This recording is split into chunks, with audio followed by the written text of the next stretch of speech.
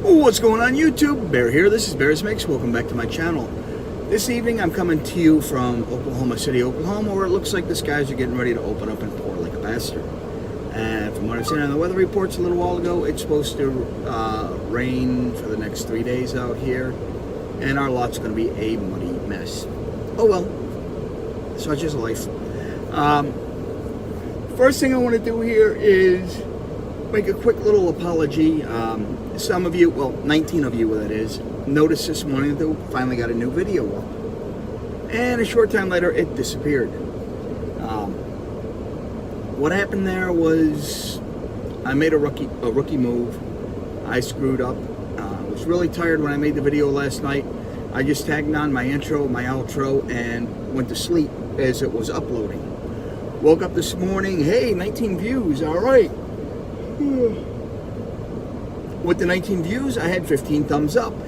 Excellent. No thumbs down. Love seeing that. Love seeing the positive engagement. But I only had one comment.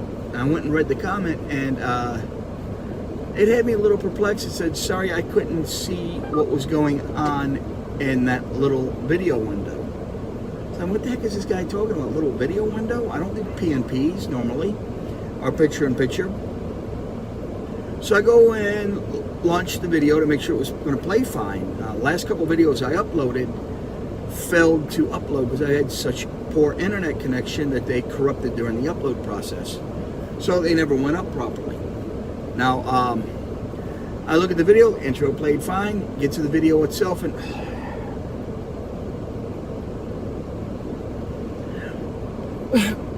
I use OBS for my screen capture when I'm doing gaming and to record my gameplay and whatnot on both my laptop and my desktop. Well, with OBS you can use your cell phone as a webcam, and this was the first time I did it, and apparently something was out of order with the settings, because even though on my laptop screen I had a beautiful full screen picture while I was recording the video, OBS didn't really see it that way. OBS had its desktop in the background with just a little small rectangular screen in the middle with my video on it that was hard for me even to see. And I had that up on a 24-inch screen. So, you know, I did the only thing I could do. I deleted it. I had to remove it, get rid of it. That's not the type of content I want to provide for you guys. I want you guys to have good, crisp, clean, accurate content. So that went away, and I'm going to replace it with this one. I'm going to cover in this video a lot of the stuff that I talked about in the other one, and a few more topics, I guess, and add a few things to it. Now, before I really get deep into this, first thing again, I do apologize. That video is gone, and most of you didn't get to see it. Now, I want to give a big, heartfelt thank you and welcome to all my new subscribers and my new viewers. My channel has really taken off in the last 31 days, and I am happy as I can be. In fact, I did 2 drawings in the last couple of weeks, and I expect to do the next drawing probably by the end of this week, if not early next week sometime. When I was just doing gaming and random videos, and a little bit of the hot shot when I was driving hot shot for a few weeks, my video subscribership only got up then to around 25, and it hung out in the mid-20s. It goes up and down, up and down. My watch time was only around 20 hours. Back in May, I released the first video for working here at Western Flyer Express, where I went into a breakdown of the pay and how everything works, and my personal experiences and opinions here with them. And I've had some great conversations. I've actually had 12 people have applied to the company since then. One is coming in tomorrow for orientation. I thought he was going to be here today. I was hoping to be able to catch him on video while I was here, but I'm going to be rolling before I get to meet him face to face. 2 of them, the lane that they wanted wasn't currently open, so they moved on. One of them didn't want to work what they offered him. He came in demanding specific items, and they said no. This guy he was demanding a dedicated home run, or local run, in an area where we don't have local runs, so he could be home every day. And on a lease program, that is not going to work. That's good for a company driver. It's terrible for a lease driver. You won't make any money that way. And a couple of people, it turns out, were not qualified. Some of them applied but never followed through. One of the other guys that did come in, he actually spoke to a third-party recruiter after talking to me, and came in through that third-party recruiter, which kind of sucks. But hey, it is what it is. He's here. He's got a truck. He's out there on the road. I haven't met him and talked to him yet, but yes, he did come in. He's out there on the road. He's one that I did get in. Then the other one, who will be here tomorrow for orientation, he should be out on the road very shortly. By the end of the week, by Saturday, he'll be out on the road if there's nothing hidden in his background. One of the things I'm seeing, a lot of the issues that I'm having here, or people are having with coming over here, and when they're doing the research on Western Flyer Express, they're not paying attention to the titles or the company that they are looking at. We have Western Flyer Express, which is us, and Western Express, which is a totally different company. Well, because the names are so close, when you search them on Google or YouTube,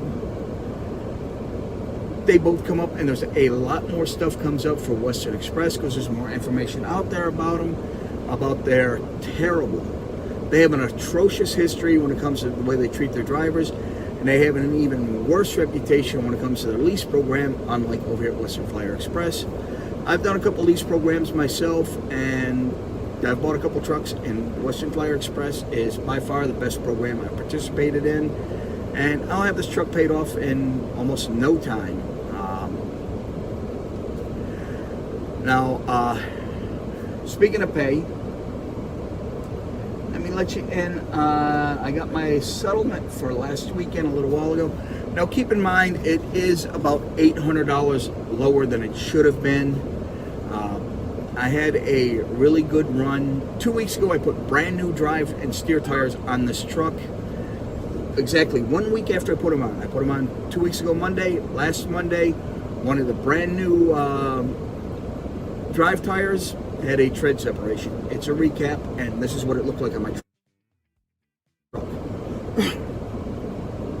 I was not happy about that, and I was even less happy that having to wait 14 hours for the TA to come out to bring me another tire, and that stuff has to be done on duty during a breakdown when you're waiting for road service to come out. And with the upcoming safety blitz, I wanted to make sure my records were in order, so if I did get pulled in and they looked at everything, I was above par. It took over 14 hours to get them out there and change the tire, which means I lost the load. I lost over 850 miles on that trip. It was a critical load, so it had to be passed off to a team so it would make it there on time. It was one of those no-fail loads that had to absolutely be there on time. And because of it, I lost about 850 miles worth of driving at $1.09 a mile. I lost over $800 there, plus the fuel, that part of the fuel surcharge, which would have been another almost $81. And the extra fuel that I had bought to finish that trip that I ended up not getting to use. Well, I spent more money on fuel that week than I needed to, only because I had to pass that load off. Although for that particular trip, I still rang in 1,777 miles. So that's what I get for my total miles for last week. And I'll add my some of my settlements up to my website and put links to them so you can check out and see that I'm not pulling your guys' legs here. My total miles for the week, let's see. Where are we at here? Just had it a minute ago. Okay, total loaded miles, 3,512 miles. Total empty miles, 234. So my total miles for last week's pay was 3,746 miles.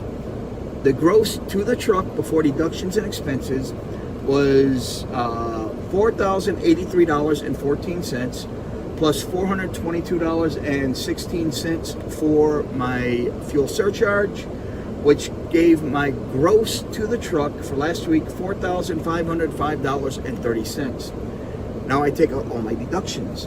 My TransFlow, which is how we transmit our pods or proof of delivery so we can get paid.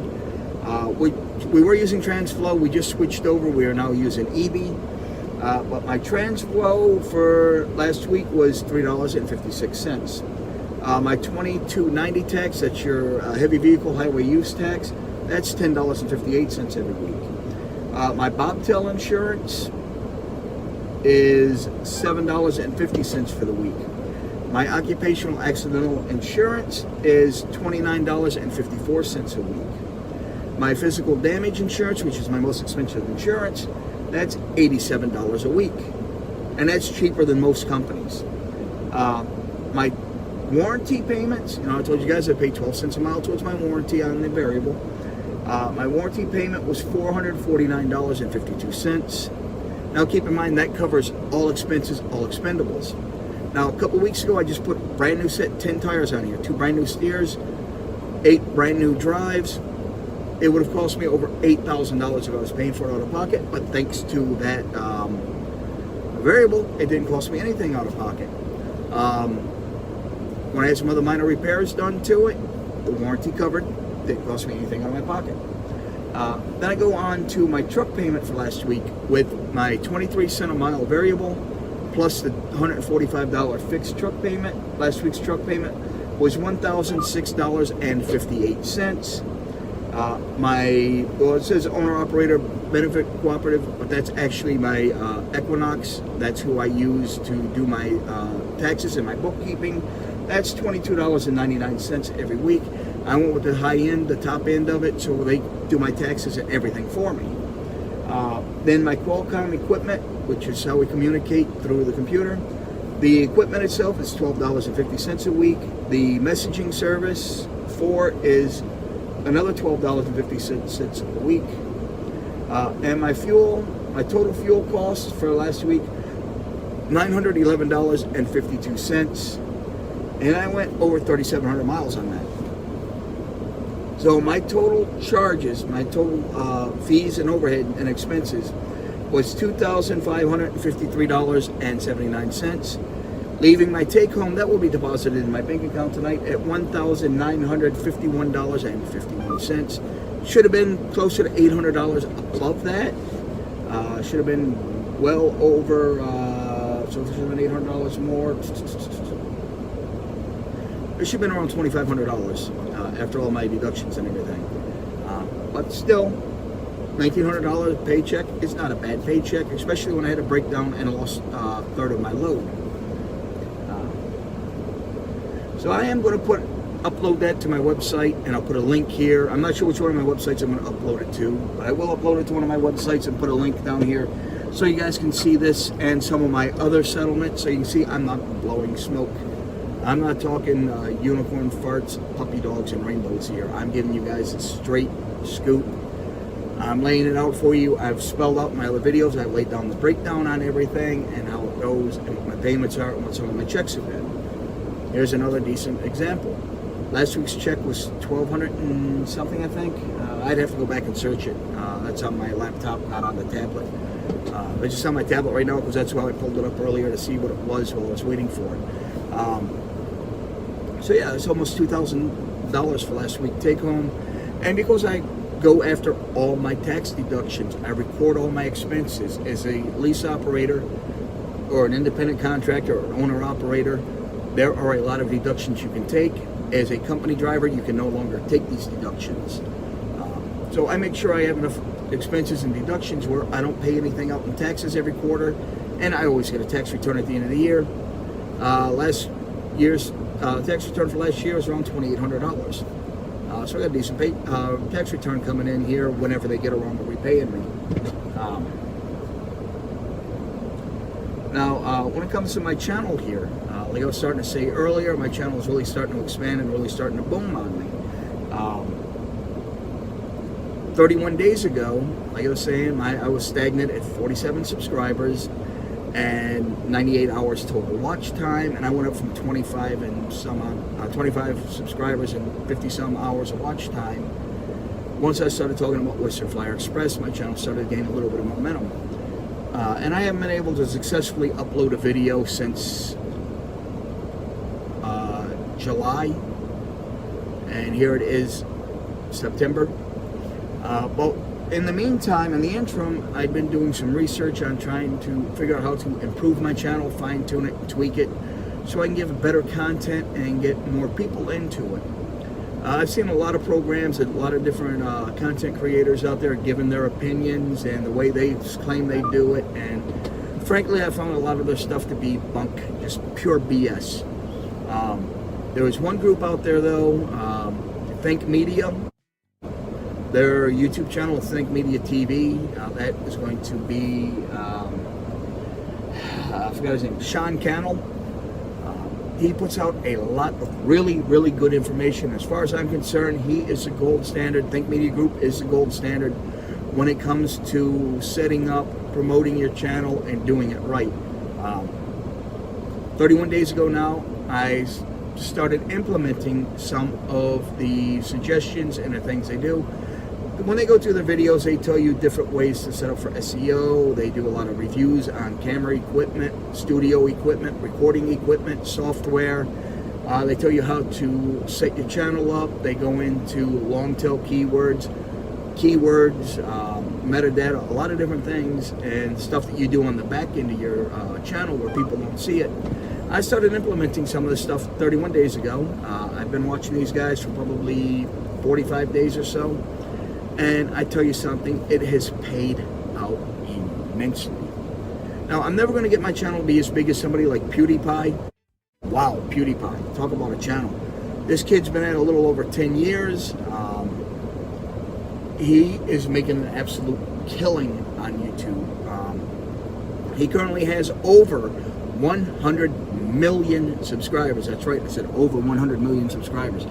Imagine that, having that type of reach, that type of impact on people, that worldwide over 100 million people tune in every week just to see you, see what you're doing, and hear what you have to say. I mean, I bow to you, PewDiePie. You're the man.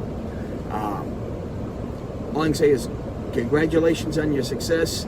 I would love to be there, but I don't see that ever happening, especially being so late in the game.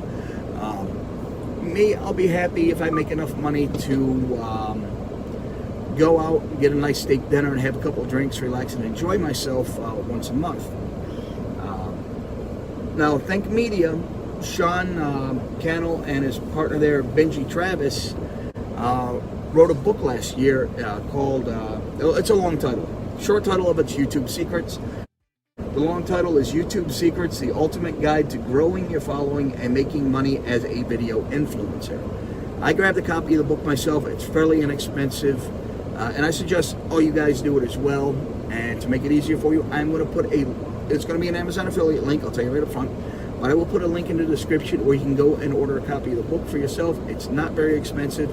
And this book is for everybody, from the beginner that's just turning YouTube on the first time, all the way up to somebody like PewDiePie. They give you a lot of really good, structured information, very valuable information.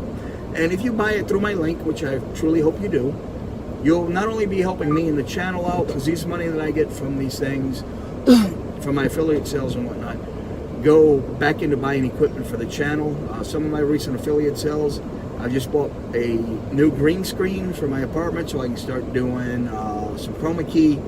I got a new set of light boxes. What else did I just get recently? I got a couple other things. I have a wireless lavalier mic set now that I'll be able to start using. Next thing I got to get is a good, reliable camera, but that's still a little bit down the road, I believe.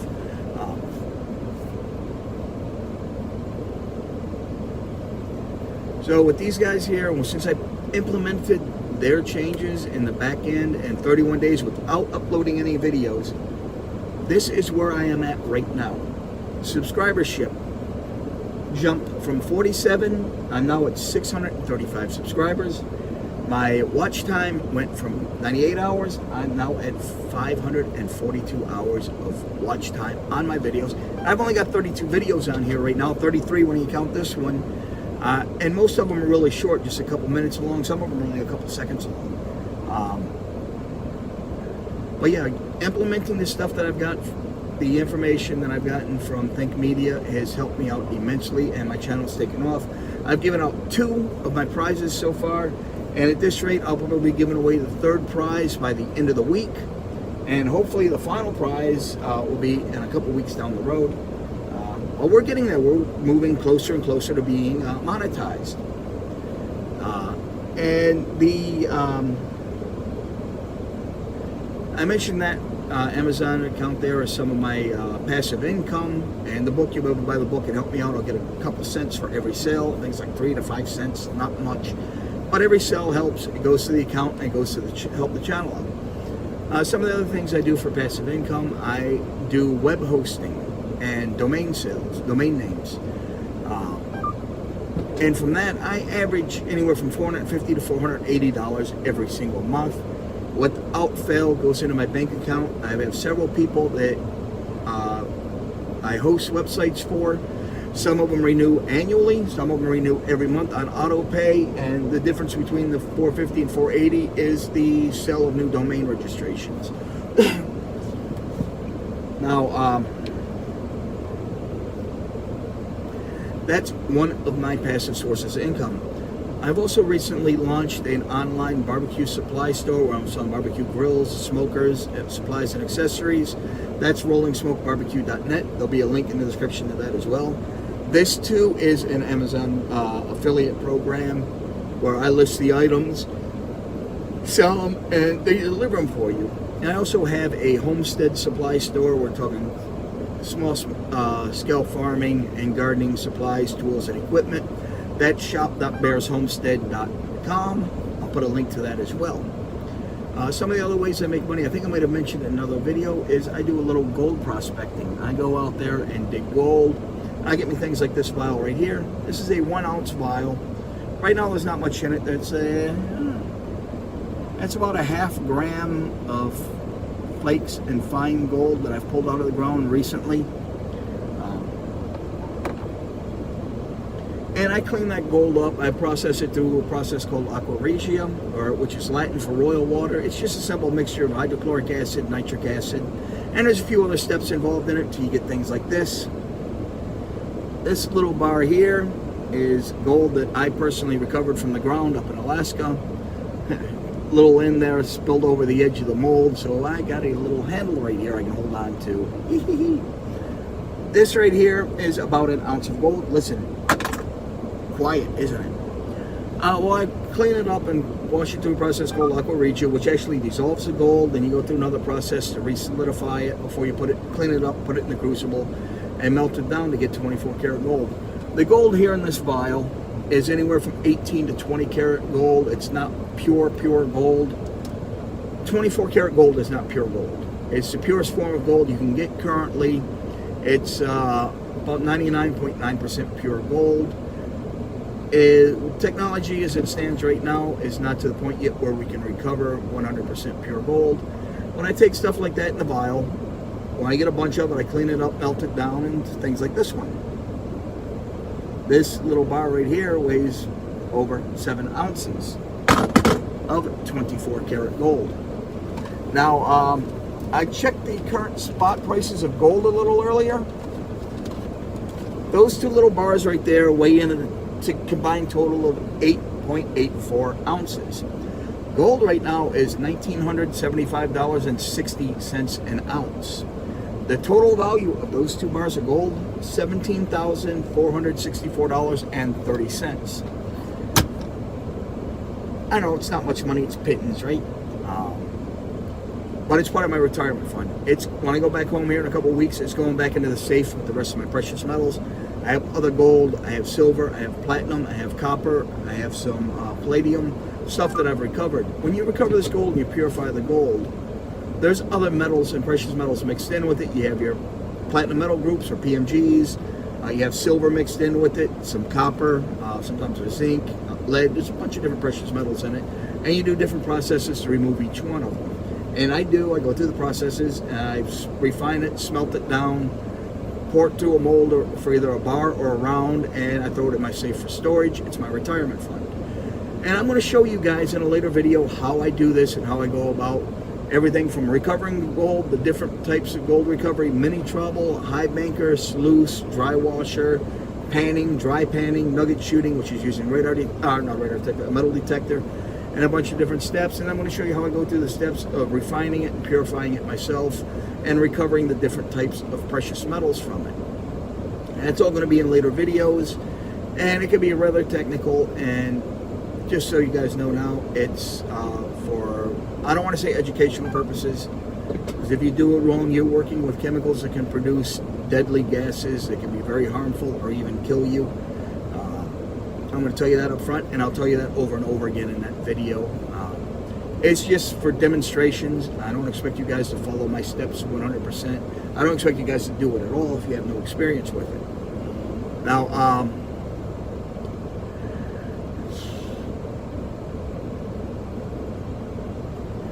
I am hoping, well, earlier today, when you're driving for this company, on occasion, every couple of weeks, you'll get a phone call from the office. They just want to reach out, touch base with you, see how you're doing, see how the truck's doing, how your mileage and everything is, see if you have any questions, comments, concerns with the company, because they want to work with you to make sure you stay here happy, healthy, and for a long time. In fact, today while I was in the shop, I came up here to Oklahoma City. The trailer I picked up down in the communist nation of California was past due for its DOT inspection, so I brought it straight here so I can be taken care of. Little I know it was going to get red tagged and put out a service on me, so they can do the inspection because they're a little bit behind. And while I was at it, I had an oil leak fixed on my tractor. It was leaking at the drain plug. Got a new drain plug for it, got it fresh oil. Hopefully we're good to go there. While I was in the shop there, waiting for him to do the work on the truck, one of the big managers came over and was talking to me. Just wanted to get some background, some information, wanted to make sure everything was going good, how my hours were and everything. That's the kind of company they serve. They are going to reach out for you. They want your input. They want your value. And I'll tell you, be honest. Don't hide anything from us. There's no repercussions, no matter what you say. There's one guy over there, what he said, I didn't like hearing, but there's no repercussions from him. I'm not taking it out on him. I'm going to have that issue addressed.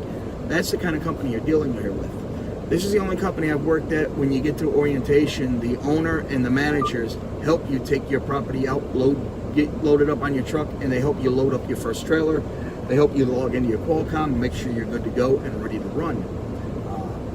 When you come out of orientation, you go over to the truck line to pick up your trucks and load everything in it. They have mechanics standing by. So when you do your first initial pre-trip on it, do a very careful first initial pre-trip. Anything you find wrong with it, you point it out, they will fix it right there on the spot. All other work stops until your truck is ready to go, and then they move on to the next driver. That's how much they care about the drivers. They want to make sure you have a good, safe, reliable vehicle on the road, and that you're going to be happy here for a very, very long time. I started out in January at $1.07 a mile. I've already gotten 2 raises. I'm up to $1.09 a mile now, penny each raise. By the end of the year, by the end of the fourth quarter, I expect to be up to $1.10 a mile. So yeah, raises are coming. As long as you're doing the miles, doing the work right, doing everything properly, the raises are going to come. The bonuses are going to come. They're going to take care of you as long as you're taking care of them.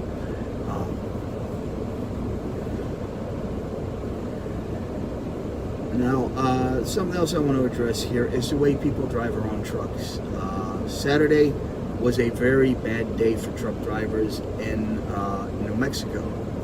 I drove by 2 early morning truck accidents. Both were caused by impatient, reckless cars around them, and both drivers were killed on scene. The first one I went by, going down the highway eastbound on the 40, I noticed off on the fire road, there's a state police vehicle sitting there with its lights and everything on, so I slowed down a little bit. But still, there was a fence between me and that car, so I didn't think too much of it until I realized the trooper was standing on the left side of the road, looking down at the overpass into the ravine. It was about 80 feet deep.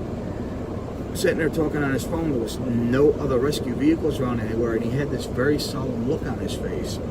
I glanced over the overpass as I went by, and all I seen was about this much of the rear corner of a truck's trailer. I can see the two tail lights and part of the trailer. That was it, just sticking up precariously at an angle. And I looked back, there were no tire tracks going through the grass into between the two bridges. But there were some scuff marks on the side of the bridge by the wall.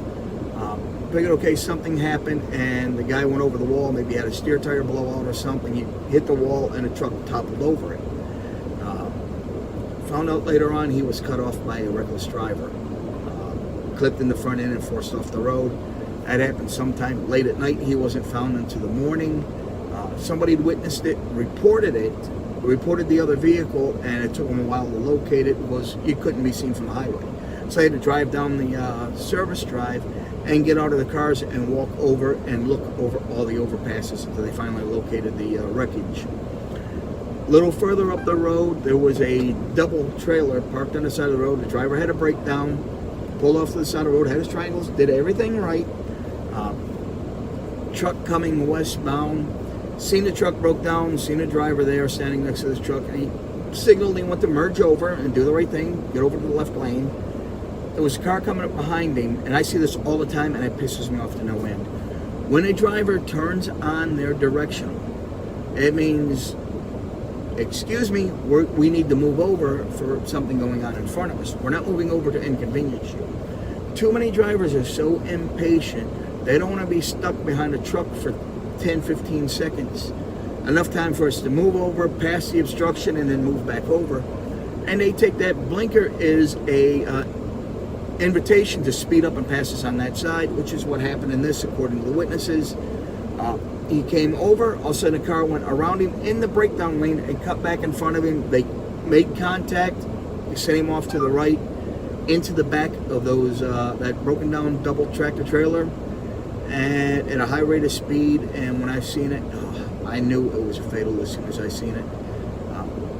The whole windshield, A-pillar and everything was pushed back into the sleeper. You hit the trucks and went right under them.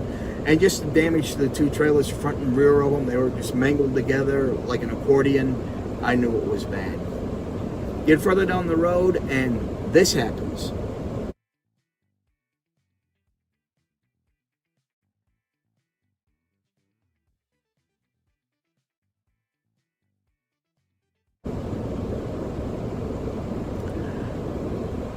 I took this video here. I actually contacted the company involved.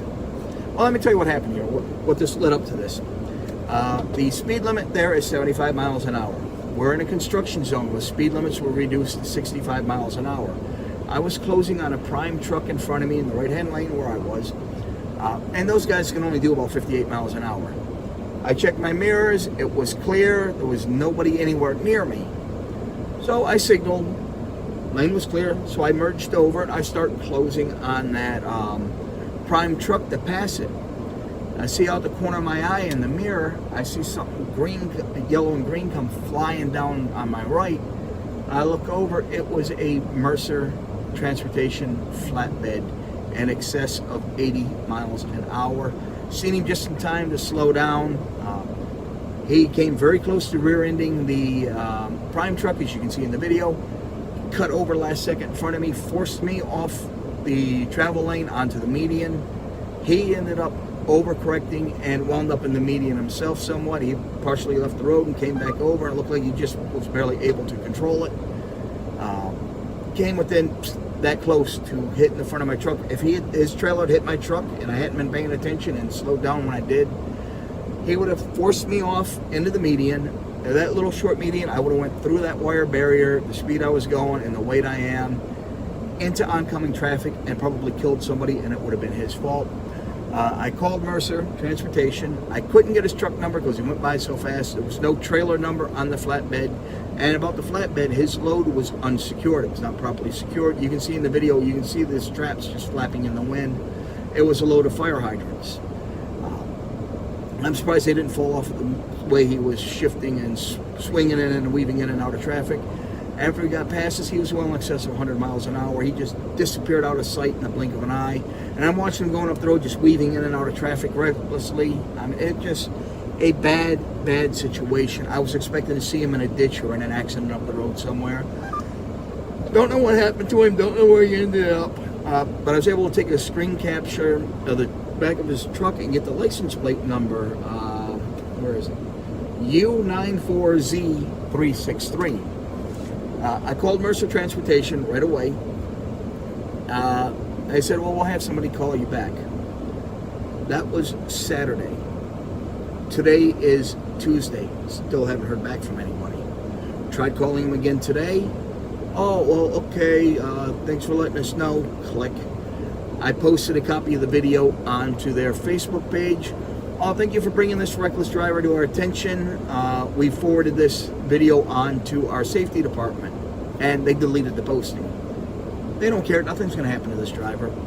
So while I was taking my break there in Tucumcari, New Mexico, it was a state trooper in the park. I said, hey, trooper, can I ask you a question here? Can I get your feedback, your take on this video? What happened to me a little while ago? How close I came to getting taken out by a reckless truck? He looked at it and, well, I'm not going to repeat the language he said because I want my channel to be monetized. But his language was definitely not PG-13. He asked me for a copy of it, and that's when we did the stop on it and got the license plate number off the trailer with no numbers on the back of the trailer like there should be. So the trailer was unnumbered, just the license plate number. And I know it was a Mercer truck, Mercer logo. If you've ever seen Mercer, you know their logo. It stands out. Especially a gray, blue, and black logo on a green and yellow background really stands out. So we know exactly who it was. We paused the video and could read that it was Mercer Transportation. So the cop said, I'm going to be reaching out to the company, and this driver will be getting a citation. I do participate in the badge on board program sometime, where I might have an officer riding with me, or I just give them my dash cam footage when I have people doing stupid stuff like that. And they do investigate it off of the video, and they do often issue citations. Some departments rent trucks, or they own tractor trailers. They drive down the highways at different days, different times, and look into the cars next to them. Now up here, at the height I'm in, you guys in your car are set 2 to 3 feet off the ground. I set about 8 feet off the ground. I can see down inside every vehicle that comes next to me. I see everything that goes on in the vehicle. I can see a lot further down the road than you can, which is another reason it's important that when you see a driver turn on his directional, that you don't speed past him. There could be an accident in front of us. There could be a broke down vehicle. A tow truck could be working on somebody. The police could have somebody stopped. I've driven by fist fights on the side of the road from road rage incidents. There could be an ambulance treating somebody that had a medical emergency and had to pull over. There's many different reasons we would need to change lanes without any warning other than turning on our directional and then moving over. We see further down the road. You cannot see as far as we can down the road. You in a car cannot see through us. And remember, you guys have hydraulic brakes. You step on your brakes, you have instant braking power. We have brake lag, anywhere from 1/4 to 3/4 of a second it takes for us to depress the brakes, pedal before the air pressure engages the brake cylinders and engages the brakes and starts to slow us down. And our typical trucks, 65 to 70 feet long, can weigh up to 80,000 pounds. I'm talking just a straight load, not an oversized load. We do not turn, maneuver, stop, or accelerate like you can in a car. And when you see that nice big cushion in front of us, that big 300-foot space between us and the vehicle in front of us, it's there for a reason. It's there to protect you, protect the driver in front of us, to protect us, and protect the people beside us. It gives us a way to slow down, gives us the room and space we need to slow down in the event something happens in front of us and we need to stop quickly. In a car, you can get away with having maybe 100 feet between you.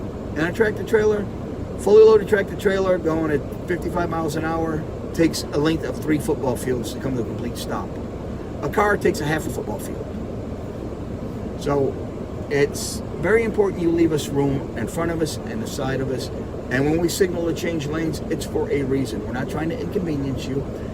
At least twice a week, I have somebody, I'm driving down the road, I'm in the right-hand lane, see cars behind me, don't think nothing of it. I'm constantly in my mirrors. I have 2 mirrors on the front corner fenders, and I have a mirror on each side with smaller spot mirrors below them. It gives me a very good view, an almost 360-degree view of my truck, depending on how far back the items are behind me. I see people behind me all the time, and they go around me, pass me on the left. I don't think anything of it. Then all of a sudden, there's their exit. They cut me off to get to their exit. Rather than waiting half a second to catch the exit behind me, they just speed around me, risk my life, their life, and the lives of other people. Drivers have been killed because of people doing this stupid stuff. If I can find the video, I will post a link to it.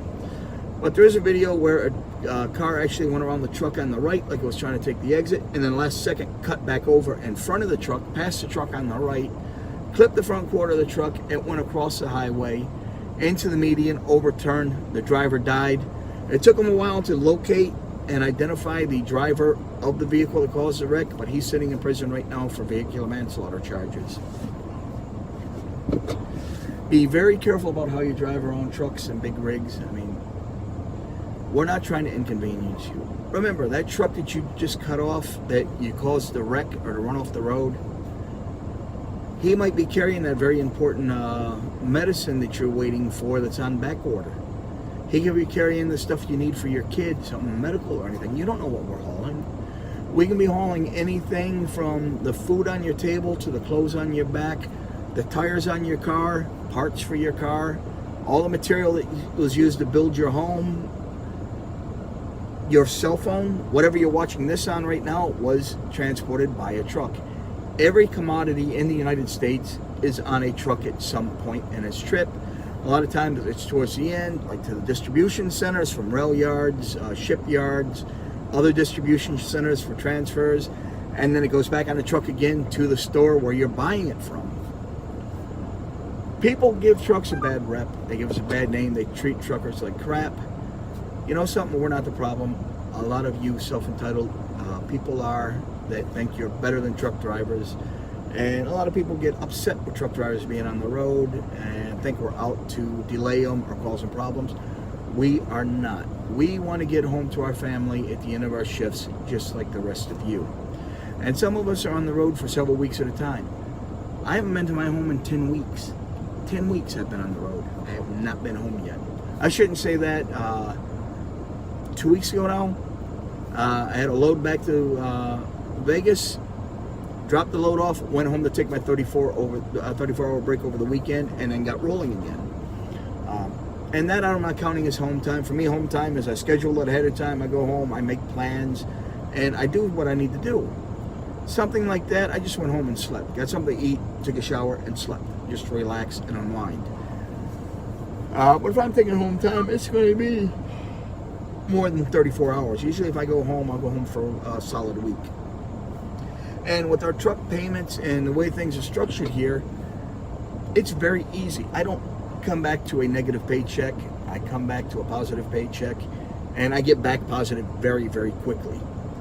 One load, I'm solvent, I'm back in the black, and I'm rolling again, and I'm making money that week. Might not be a lot of money, it might only be $300 to $500, maybe $700, but I'm taking a paycheck home. I'm not negative that week.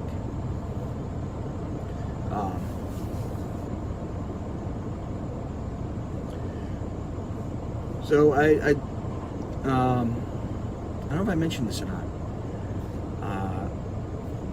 With setting up this channel and the conversations and the direction this channel has gone since I started talking about Western Flyer Express, I've got about 10 people that have applied to the company for jobs. Not all of them made it. Some of them were disqualified because they failed to disclose issues in their driving history or their employment history, things like unreported accidents to the company, the stuff they didn't include in their application. One guy had a DWI recently, so yeah, you're not going to get hired with that. A few other things, a couple of the other people that were trying to come in, they ended up deciding to go elsewhere or look for other stuff. One guy was demanding a local run from his home so he can be home every night. That's not going to work when you're in a lease program or purchase program when you got to make your truck payments. For a company driver, that's fine. For a lease driver, it's never going to work. You're going to lose your shirt. I got one guy that did come in a month ago. He's out there on the road. He's doing great. The problem is, after he talked to me, the number he called was for a third-party recruiting company, and he got hired through the recruiting company, not through me. So, I mean, he's not getting what he should be getting. I'm not getting any referrals from him, but that's fine. He's here. He's working. I'm happy. There's one other driver that coming in through my videos that is going to be here tomorrow for orientation. I was kind of hoping he was here today, already here and finishing up his orientation, so I can sit down and chat with him for a few minutes with you guys here, so you can get another person's perspective on his experiences and how things are going here at the company for him. But unfortunately, he's in the second half of the week's orientation, not the first half, like I thought he was going to be. But hey, he's going to be here. I'll be out rolling in the morning before he gets here, so I won't get to meet him face to face. But I'll catch up with him another time, I'm sure. But yeah, I'm happy he's here. I'm happy anybody that wants to come in. And guys, listen up here. If you're watching my videos and you decide to apply here and come here and take a job with us, either as a company driver or a contractor, please, by all means, feel free to give them my name as a referral. You're going to help me out tremendously. Yes, I do make a little bit of money for referrals. You guys will get a little money too for coming in off of a referral. And it works out for both of us that way, and it helps us both out that way. At least I think they're still giving the new drivers a referral as well. I got to double check on that. I'll get back to you later on about that. I think they're still doing it. But yeah, it helps me out a little bit. You don't have to do it. I'm just putting it out there. Just let you know if you feel like you want to do it. I know I've said it before. I've posted in other comment sections. My name is Mark Parsons. My truck number is 2786C. I'd love to see you guys come in here to Western Flyer Express as a driver. Now, one of the things I've been wanting to do is get approval, which I got today, finally, to walk around with the camera, get a few the employees on video here explaining their positions, their roles, what they do in the company, what they expect out of the drivers. I'm talking about, I want to go talk to driver managers, I want to talk to recruiters, I want to talk to somebody from the safety department, I want to talk to the head mechanic, the supervisor over here at the inspection lanes when you first come into the yard. I want to talk to somebody from the body shop, the tire shop, recruitment, maybe the owner if I get lucky, and a few other people. Let you get a better inside look at what goes on here, what they expect of everybody and what we do, and give you a better tour of the property. Did I show this video already of the trucks that are lined up for the drivers that are coming out of the current orientation?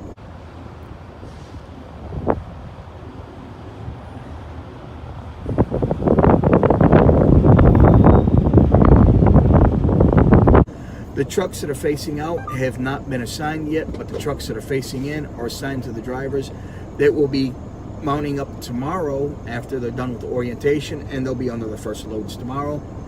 Good for them, and good for everybody else that's coming in on the second half of the week's orientation. I wish all our new drivers lots of luck and prosperity.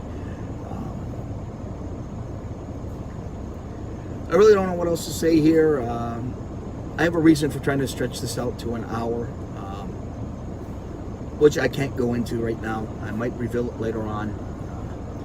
Now, I am hoping, and I did when I talked to the manager earlier when he was coming around, just asking people questions. I don't remember if I covered this or not. I know I started recording the video. I had to stop, so I'm re-recording it.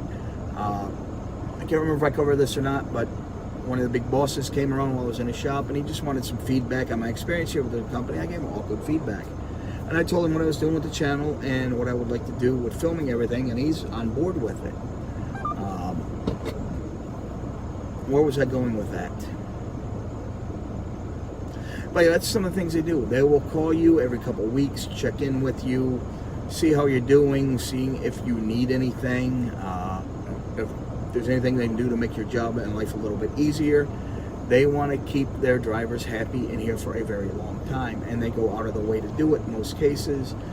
I mean, some of the equipment that's in the truck, we have 24-inch flat screen TV, we have satellite receiver, satellite TV that is paid for by the company. The in-dash radio has satellite radio in it.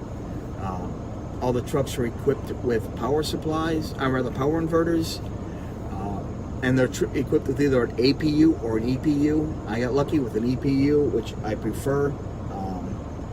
The APUs run off of diesel, and you can burn a gallon, gallon and a half an hour trying to stay warm or cool, depending on where you are in the country and the time of the year, which you can end up spending. You run a 10-hour break or an 11-hour break, and you're running your APU all that time to stay warm or cool, burning a gallon and a half an hour. You're looking at 10 to 15 gallons a day. Over a week, that's 50 to 60 gallons, or no, actually it'd be 50 to almost 75 gallons. Anywhere from 50 to 75 gallons a week, roughly. Or you can have an EPU like I have that runs off of batteries and keeps you going through most of the night. If your batteries drop below a certain level, it will start the truck up automatically, run for an hour, recharge the batteries, and shut down again. Now I've just spent a gallon, maybe a gallon and a half of my fuel just to stay comfort while I'm sleeping, which is 5 to 7.5 gallons a week. Which would you rather pay waste fuel on to stay warm or cool, to stay comfortable while you're sleeping? A couple dollars a week or almost $100 a week? It's a no-brainer. You're going to go with the EPU. Now, the other things that I have on this truck, I did buy my own refrigerator. Some of the trucks have refrigerators, some of them do not.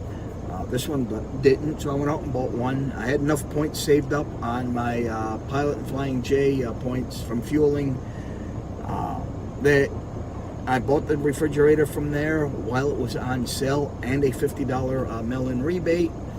It's regular $300 refrigerator. I paid $20 for it. And guess what? I get to take a tax deduction for the full retail value of the refrigerator. Now that's what I was starting to say earlier with him. Crap, now I just forgot again.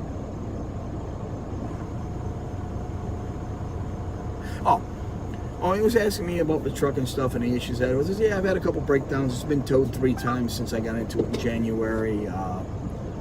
And I mean, it's a Freightliner, come on. They're going to break down a brand new truck. You're going to have a break-in period where you're going to have issues while new stuff is wearing in, or might be poor workmanship or anything on it. So yeah, I've been broken down a couple times. That's my luck. I have bad luck, I'll tell you that straight up. He asked me, well, would you like to move over to a brand new truck? I'll put you in a brand new truck right now today.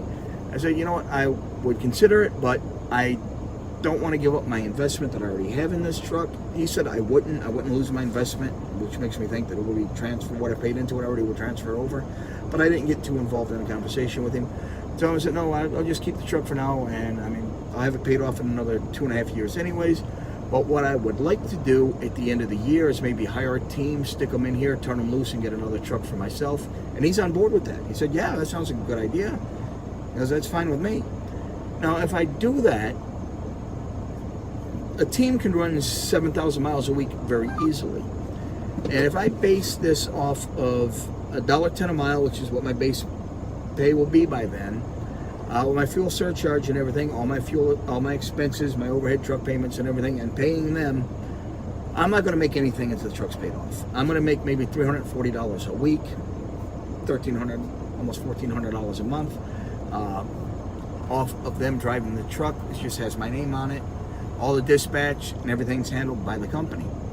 Now, when the truck's paid off, put them in it. For me running, it's going to take from now about 2.5 years. Put them in it. I'll have the truck paid off in a year, year and a half. Then that's an extra $2,100 a week that comes to me. It's not going to a truck payment. It comes to my pocket. That's $108,000 a year I'll be making on the side as a passive income just to have a team driving this truck for me once it's paid off.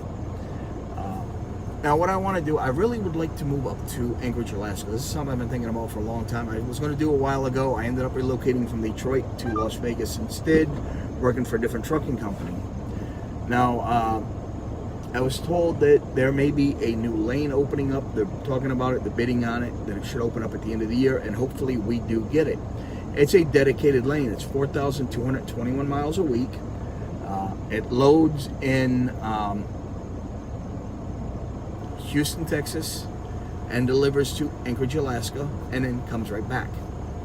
Put a team on that, they can very easily close out 8 to 10,000 miles a week between the two of them, which is more money for them, obviously.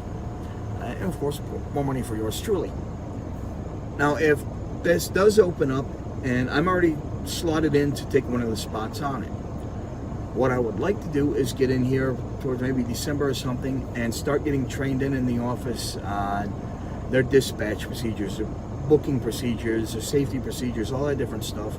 So I can go up there and open an office, local office up there for them, because they are going to need somebody in the area to handle things on that end of the lane. And I'd be more than happy to do that. And it's something I could probably do from home. For the most part, I have to find a yard so we can park a couple of trucks up there, trailers up there, what have you. And we'll have somebody up there that can deal with any issues on that end that arise. And that's something I'd be up to doing. And even then, if I just have a team in this truck and I don't buy another truck, this truck's still getting paid for it, and I still have this passive income on top of my other income coming in. Between just what I make off of my passive income from my web hosting and the $340 a week I would make off of these guys running in the truck as a team, my rent will be paid every week. So yeah, I mean, I got a few things in the works here, a few things I'm hoping for, and we'll see how it goes. I got to sit down later on with the owner and the people that are will be handling the lane if it does open up and we do get it. So I can explain what I'd like to do with it. I mean, I know what it's like to drive from here to Anchorage, Alaska.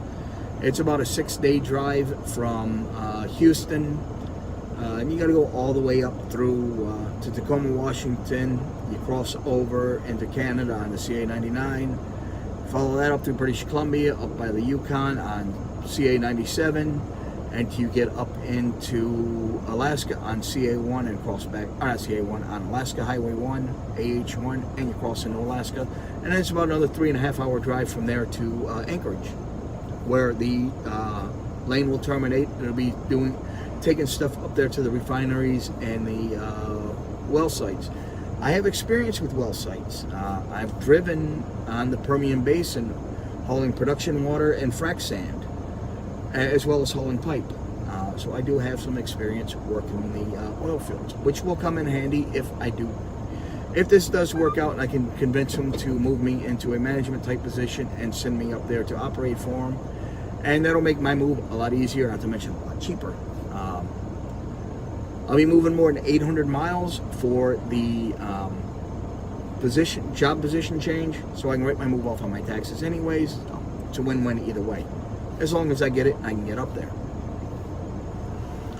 Things in Alaska are a little more expensive than they are down here in the lower 48. I think half a gallon of milk is something like $7. Gas is not too much more expensive because it's got all the refineries and the pipelines up there. Some things are a little more expensive, some things are a little less expensive. It just depends on the area you're in. The entire population of the state of Alaska is around 730,000 people, I believe. More people live in the borough of Manhattan on that little island than all of Alaska. And 40% of the population of Alaska is centered in Anchorage. Anchorage is the largest city in the country. I forget what the square mile is of it, but it's larger than the state of Rhode Island, which is 1,213 square miles. I used to live out there, very small state. Drive from top to bottom in 45 minutes. You can drive from side to side in about 15 to 20 minutes. Free the way I drive.